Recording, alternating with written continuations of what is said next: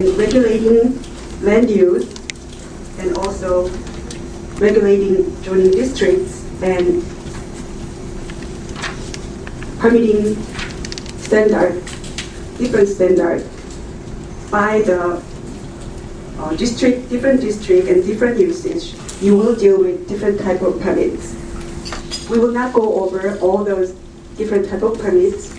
Emphasize that as a team for the project. The owner, the client, and design professionals, engineers, property manager or agent or contractor, construction engineers, we all want to be working as a team at very beginning stage of project cycle. Everything not in Korean. Now I have to present in English, kind of. I do my best. Once you decided to do some building, the first thing you have to encounter is the permitting process. And permitting, as there are many different kind of permits, how to use the land, how to, but I try to more focus on the building permit itself. Building permit is, it looks simple, in Honolulu building department are taking care of a permitting process, and the building permit documents is prepared, and you submit, and they approve it.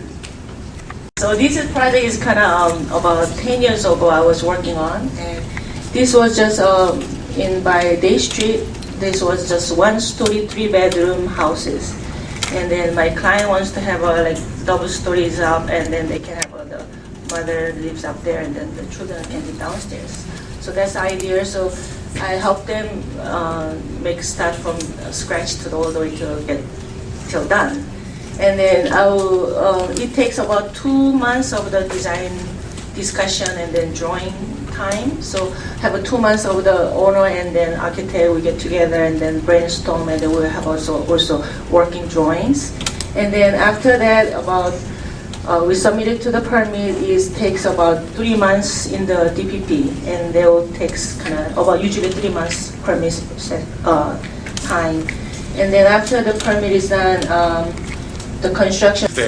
The commercial IT is more complex, and a lot of engineers involved in the project. So usually residential, architect, or construction, the structure engineer, they involved there. But the commercial IT, there are a lot of electrical engineer, mechanical engineer, and structure engineer, and architects, they have to involve at least. This section is a very small business case study. I begin with the story.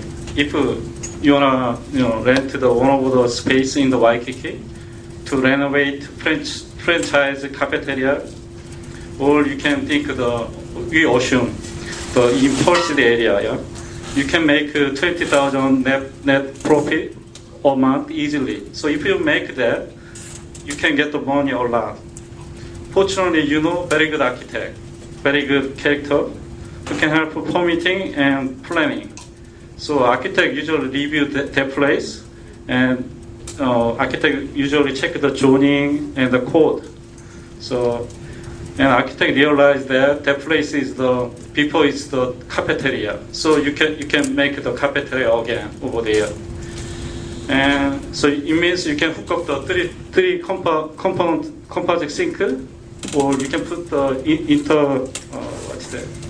grease interceptor ladder. So you can renovate to the takeout restaurant ladder. Scale, new development, but how large is the large? Before we go there, before I talk about large scale, I want to mention several things. With a Korean temple, they can do renovation or addition in 2 months or 3 months when you hire Korean temple, Korean architect, right? But some cases, it's not going to be like that. I have it's a good examples over here. Of course, there is some bad example. My friend's friend has a shop near beach, and then they had a pizza shop, and then he owned the building, but that's the conditional use. means that it's not allowable land use at the moment, so they cannot have a retail shop. Basically, it is supposed to be a storage, and it's about 20 years old. Business, part of it. The president of the Korean Chamber, but he wasn't able to make it today due to an emergency. He sends his regards and his appreciation to our panelists and everyone who worked on this event for their hard work and effort on this. Essentially, greetings from Daniel and the Korean Chamber, as well as the other chambers that are represented here today, the Filipino Chamber of Commerce and the Chinese Chamber of Commerce. The Korean, Filipino, and Chinese chambers all signed a memorandum of understanding to work together very recently, and this is one of their first joint projects. So thank you to also the other chamber members. I will also be substituting for a very brief fill-in on something called ADUs, which may be of interest to all of those who are realtors here today or homeowners. I'm not sure if you're familiar with it, but ADUs, or additional dwelling units, will definitely be an important topic in the following year and years to come. Maybe many of you are already familiar with Ohana zoning, which allows you to build a second unit on your single lot. We anticipate that there may be some approval or discussion by the end of the summer of this ADU law, which is presently in the form of a resolution. So there's two versions out there right now. The first version is the City Council's version, which is essentially the Ohana ordinance, but basically they just cross out the word Ohana and stick in ADU. The Department of Planning and Permitting, which is responsible for administrating all of these land use controls, has come up with a second version called version B, because it's not as simple as basically crossing out Ohana and replacing it with ADU. So they have a second version of the ordinance which allows for ADUs with certain conditions, and I'll just go mention a few of these. The first is it would allow for the grandfathering of Ohana units to become ADU units. Now, this is kind of important because the City Council prepared an ADU ordinance or resolution because they feel that it's an important way to create additional housing supply. But there's actually a second underlying reason, and that is that they very well recognize that many homeowners will build an extension to their home, call it a rec room and a wet bar. And it becomes de facto a second rental unit.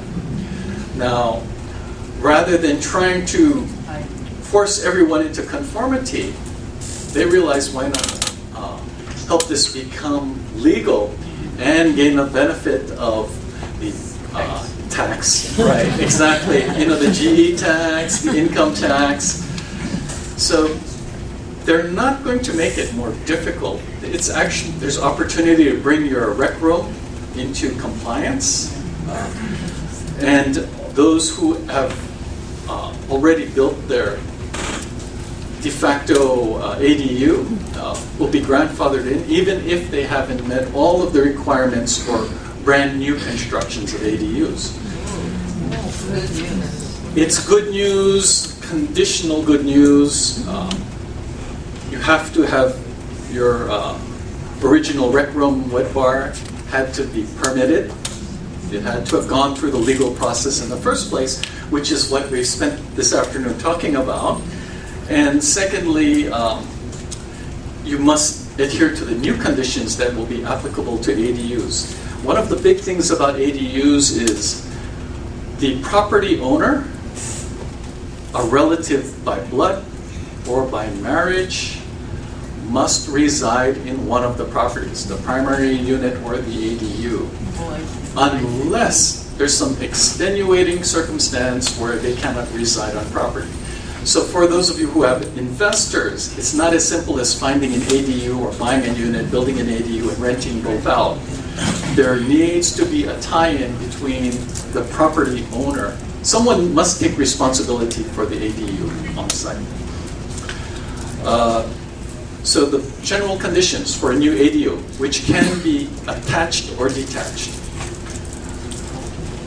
If the lot is under 5,000 square feet, and a generally conforming lot, by the way, you're allowed an ADU of up to 400 square feet. It's basically a studio, a very tiny one-bedroom. Only 400 Square feet, right. That's for a small lot, 5,000 square feet or under. For anything over 5,000 square feet, you're allowed an ADU of up to 800 square feet. So we're not talking about, I bought a small house, my ADU is going to be, twice as big. It's really intended to be an additional dwelling unit. Right. There will be a parking requirement for one compact stall. Unless you live within half a mile of a TOD, a transit-oriented district, then you won't have to provide any parking stalls. This differs from the City Council's version a little bit in that the City Council version didn't account for compact stalls and it went by bedroom count. If you had a studio or a one-bedroom ADU, you needed one parking. If you had 2 bedrooms in your ADU or more, then you needed 2 parkings. ADUs must be recorded in the covenants running with the property. ADUs cannot be used as short-term rentals. They're really intended to provide useful housing for our local community. ADUs must obtain infrastructure approvals. Just because you have a nice 5,000 square foot lot doesn't necessarily mean that you're going to be approved by the Board of Water for the additional water demand or environmental services for your new sewer hookup. You must provide these confirmations before you apply for your ADU. Let's see. And that pretty much summarizes it in a nutshell. Now, the reason why we're bringing it up is we expect something to happen later this year. Maybe the end of summer, this fall, maybe as late as this winter. For realtors, I think it's potential good news. Either version. The administration version has passed the Planning Commission and will be heard by the City Council, who may tweak it. Now, I bring this up because this is something where everyone here who's a homeowner, who has an interest in real property, may have an opportunity to express their views. Our City Council needs feedback before they make decisions. So if you've not testified, and you have a preference for one version or the other, maybe it's a good time to support it. It's also an ideal opportunity to bring up all of these non-conforming additions into the fold of fully compliant and easily saleable properties. No more, I guess for those in real estate, you can now list it as a legal ADU rather than a 3-bedroom with an additional, guest area or large enclosable study or something like that. So I think there's some impetus to actually pay attention to what's going on and maybe participate in this process. Aside from ADUs, I also wanted those of you who are more comfortable speaking in Korean to know that we're going to enter into a question and answer period. Feel free to speak Korean. Gathering rust right now, and I think Peter Savage tried to buy it. It didn't work out. So I drive by it all the time, and it's still, I think, in litigation, or the bank took it back. So I'm not sure what's going to happen to it. Why did the city stop them? I think they ran out of money. It's not a wet bar, but you're going to actually have a full kitchen? Yes, it's a full kitchen. Yes, sir. On the ADUs, will they allow separate metering of utilities? The capacity needs to be available. I shouldn't say so, but if I had to venture a guess, I would believe that you could put up a separate meter of course, you would have charges associated with that addition.